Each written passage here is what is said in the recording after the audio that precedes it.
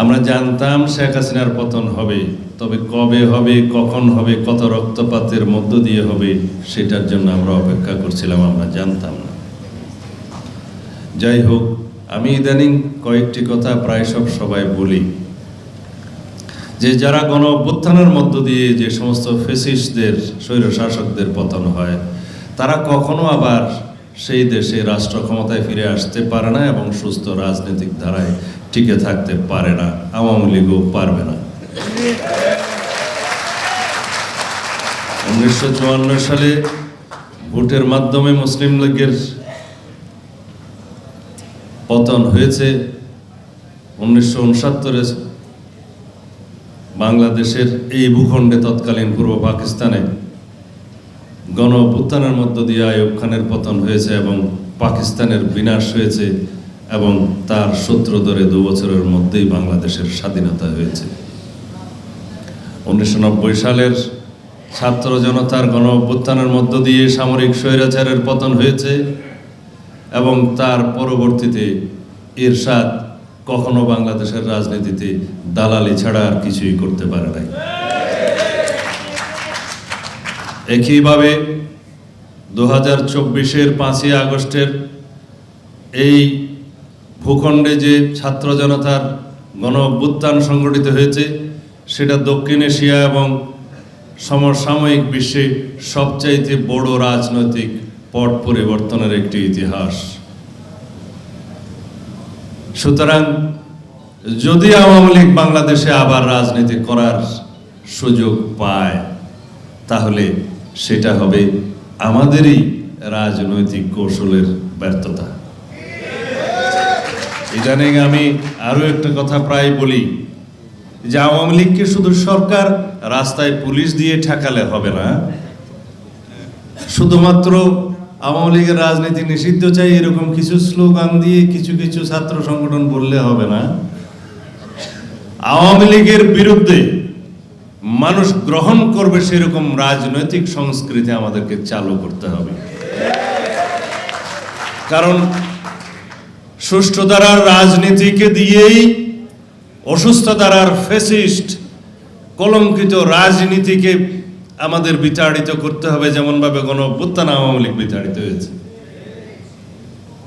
কেউ কেউ বলে যে আওয়ামী লীগকে আপনারা রাজনীতিতে কি অংশ নিতে দিবেন, নির্বাচন অংশ নিতে দিবেন?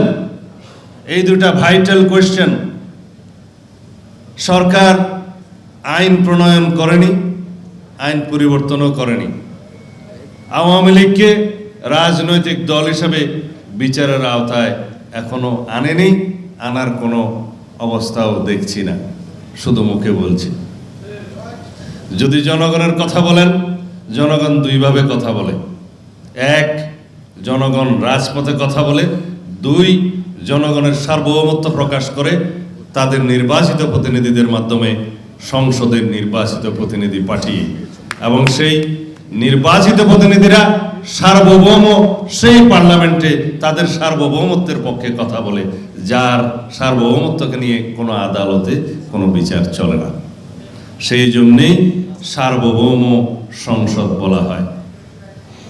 প্রকৃতপক্ষে একমাত্র সাংবিধানিক সার্বভৌমত্ব হচ্ছে জনগণের। জনগণই হচ্ছে রাষ্ট্রের মালিক এবং জনগণেরই সার্বভৌমত্ব হচ্ছে রাষ্ট্রের সার্বভৌমত্ব, এবং সেই জনগণের সার্বভৌমত্ব বহিঃপ্রকাশ করতে পারে শুধুমাত্র হয় ব্যালটের মধ্য দিয়ে অথবা রাজপথে আন্দোলনের মধ্য দিয়ে তারা প্রকাশ করে। সেই প্রকাশ তো আওয়ামী লীগকে বিতাড়নের মধ্য দিয়ে আওয়ামী লীগকে প্রকাশ করে দিয়েছে জনগণ।